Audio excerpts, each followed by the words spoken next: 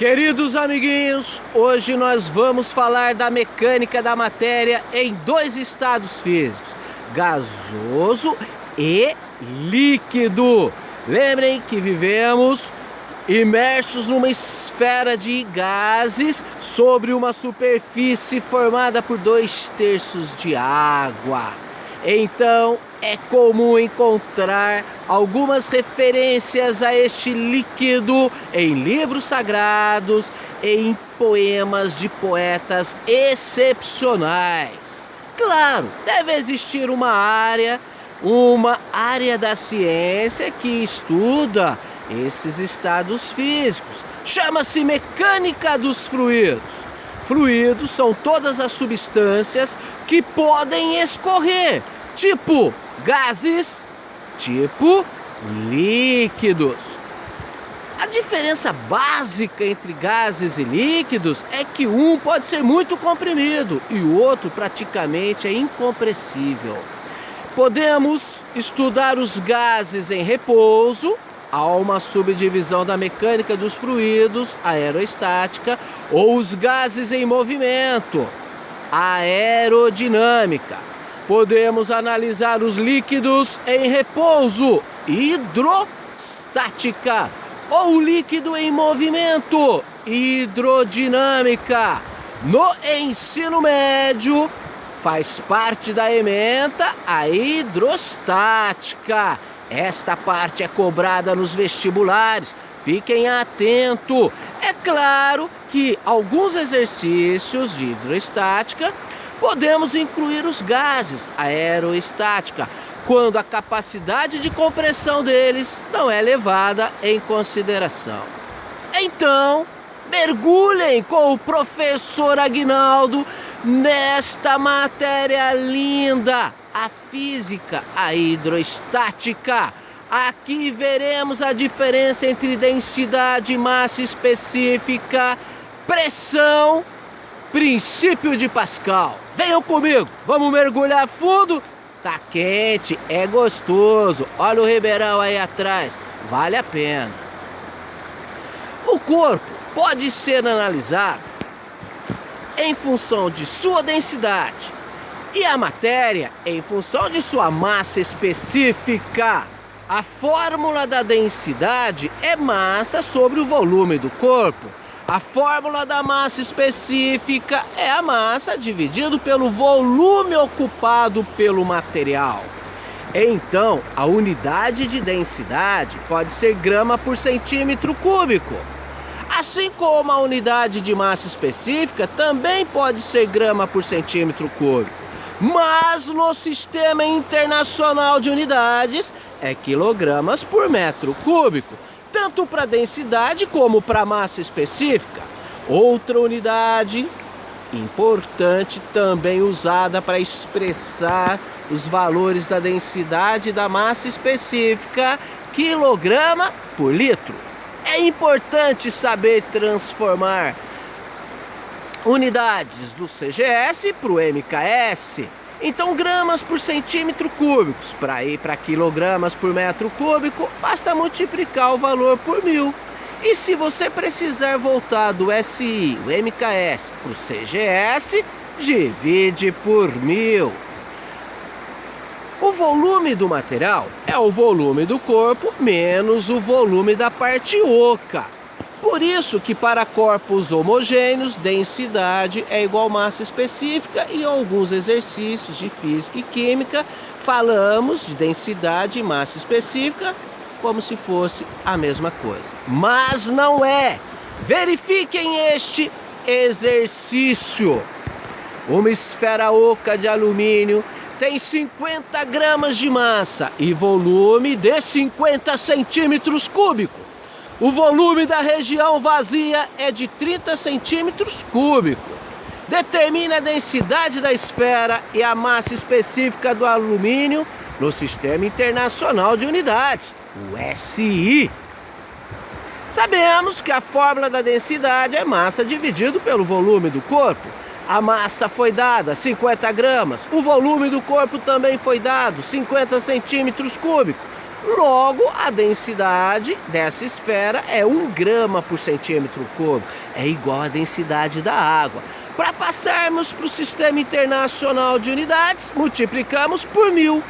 Então fica 1000 quilogramas por metro cúbico. Fácil, fácil, fácil. E a massa específica? Ora, é a massa dividido pelo volume do material. Lembremos que o volume do material é o volume do corpo menos aquela parte oca, onde não existe o material. Então, fazendo a divisão, temos que a massa é 50 gramas, o volume da esfera é 50 e ela é oca, ela é vazia. Tem um buraco dentro dela de 30 centímetros cúbicos. Fazendo esta conta, encontraremos uma massa específica de 2, gramas centímetro cúbico. Multiplique por 1000. 2.500 quilogramas metros cúbicos. Fácil. Muito fácil. E o que é pressão? Pressão! Pressão é quando sofre-se muita força numa área muito pequena. É a densidade da força distribuída. Observe aqui a área 1 e a área 2. A área 1 está sujeita a menos força. Então a pressão na área 1 é menor que a pressão na área 2. Logo, matematicamente, expressamos pressão como sendo força dividido por área. É por isso, queridos, que nas artes marciais, os lutadores atacam com as pontas dos pés. Eles atacam com as pontas dos dedos, com as mãos abertas. Pois diminuindo a área de contato, aumenta a pressão sobre o corpo. A unidade de pressão no SI é Newton por metro quadrado, carinhosamente chamada de Pascal, em homenagem a Blaise Pascal. Mas existem outras. A atmosfera. Uma atmosfera é igual a 10 à quinta Pascal. 10 à quinta Pascal. Tem também uma outra unidade que é o centímetro de mercúrio ou milímetro de mercúrio. 76 centímetros de mercúrio é igual a uma atmosfera. 10 à quinta Pascal. Não se preocupem com essas relações. Normalmente nos exercícios são dados fatores de conversão, porque a gente não quer decoreba, a gente quer pessoas que saibam pensar. A gente que eu digo, as universidades boas e os professores. Vamos exercitar? O que significa, fisicamente falando, apontar uma faca?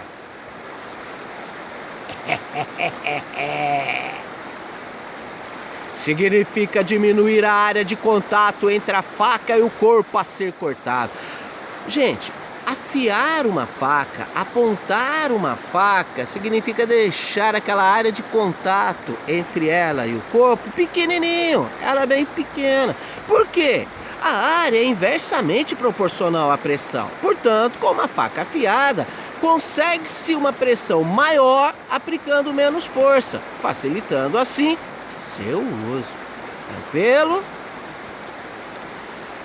Vamos para este da Federal do Paraná. 4 cubos metálicos homogêneos e iguais, de aresta 10 menos 1 metro, acham-se dispostos sobre um plano conforme a figura. Olha como que eles equilibraram esses cubos. Lembre-se que cubo tem todos os lados iguais, né? Sabe-se que a pressão aplicada pelo conjunto sobre o plano é de 10 à quarta Pascal. Adotando gravidade 10 metros por segundo ao quadrado, podemos afirmar que a densidade de cada cubo é aproximadamente... Bem, a densidade de um corpo é massa dividido pelo volume do corpo.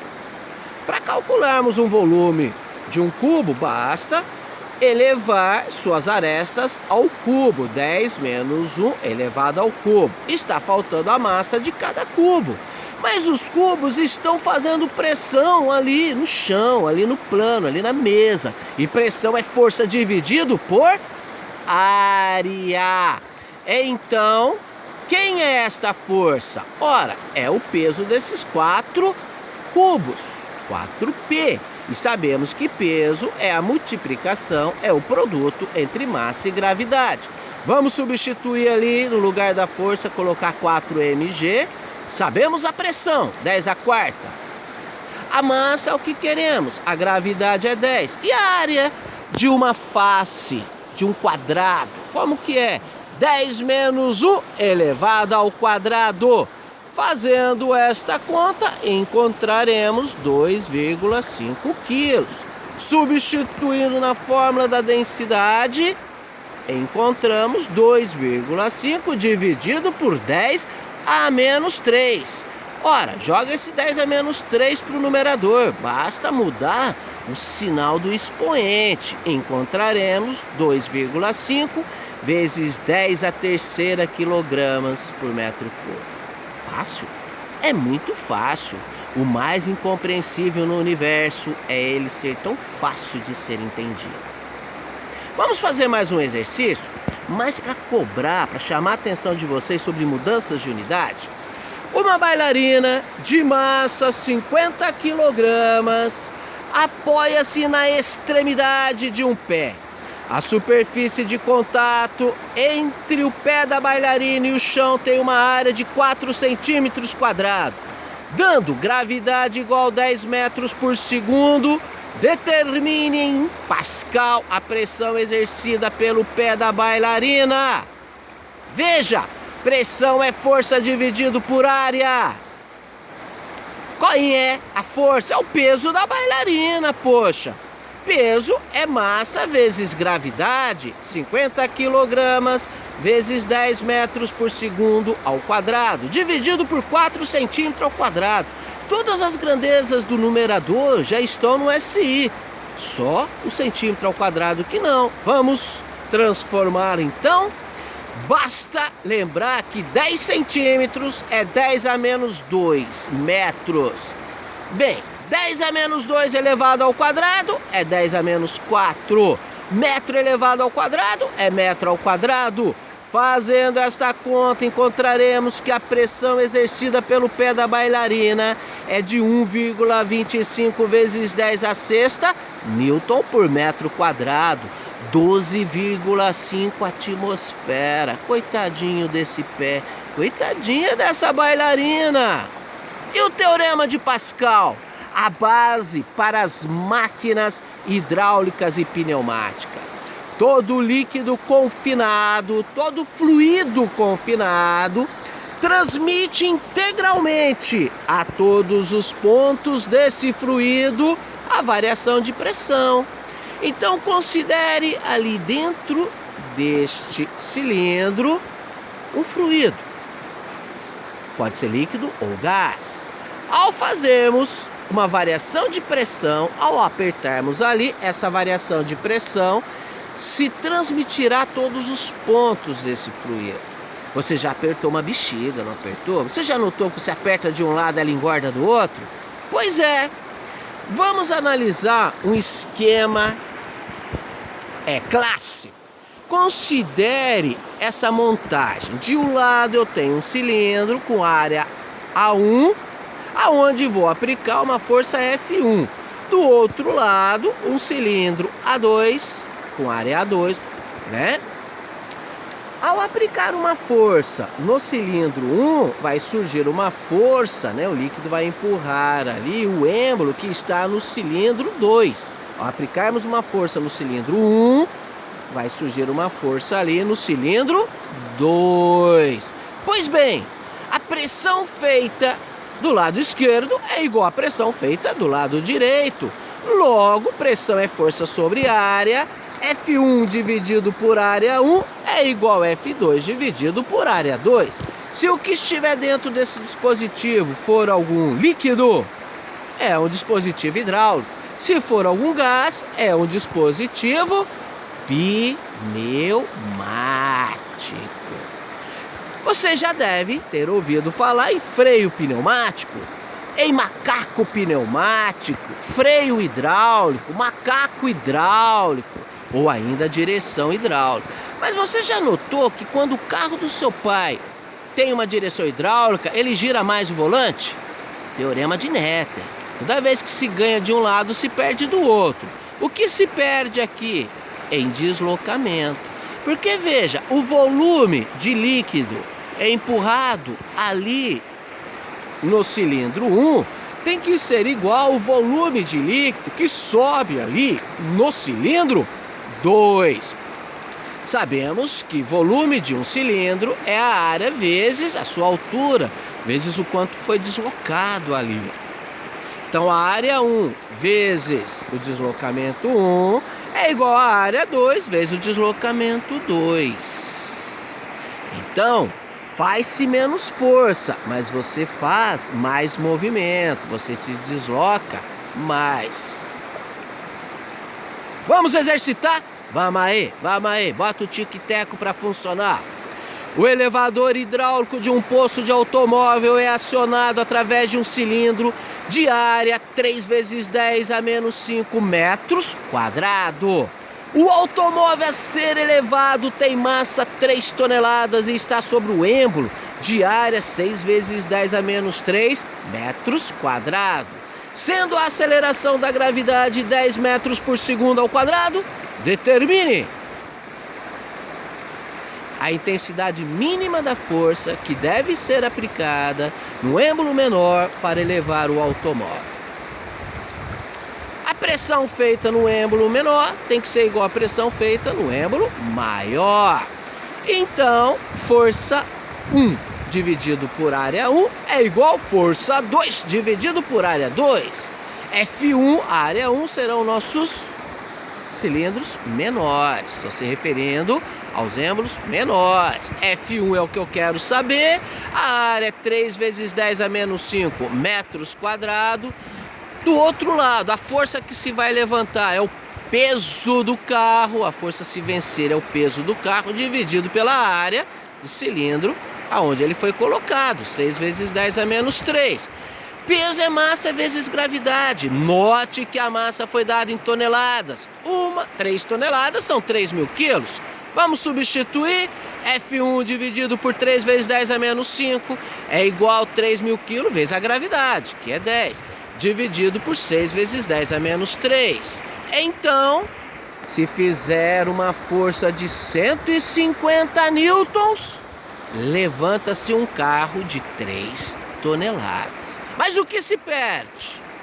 Qual é o deslocamento que teoricamente deve ter o êmbolo menor para elevar de 10 centímetros o automóvel? Então veja, volume 1 é igual ao volume 2. Volume 1, a área do cilindro 1 vezes o quanto ele foi deslocado, vezes o comprimento dele. Volume 2, a área do cilindro 2 vezes o quanto ele foi deslocado. Ora, a área 1 nos foi dado, 3 vezes 10 a menos 5. Queremos saber quanto que vai ter que ser deslocado o cilindro 1, aonde se aplicou a força de 150 newton. Área 2 é 6 vezes 10 a menos 3 e o carro vai subir 10 centímetros. Nossa!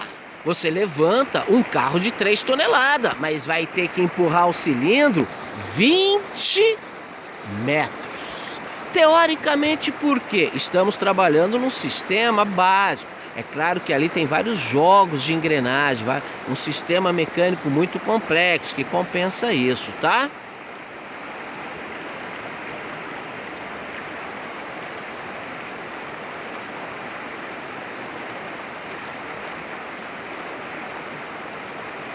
Aproveita e surfa, vamos aprender. Conhecimento, cultura é poder. Se você gostou, deixa o seu like aí, compartilha, se inscreva. Outras pessoas também merecem aprender.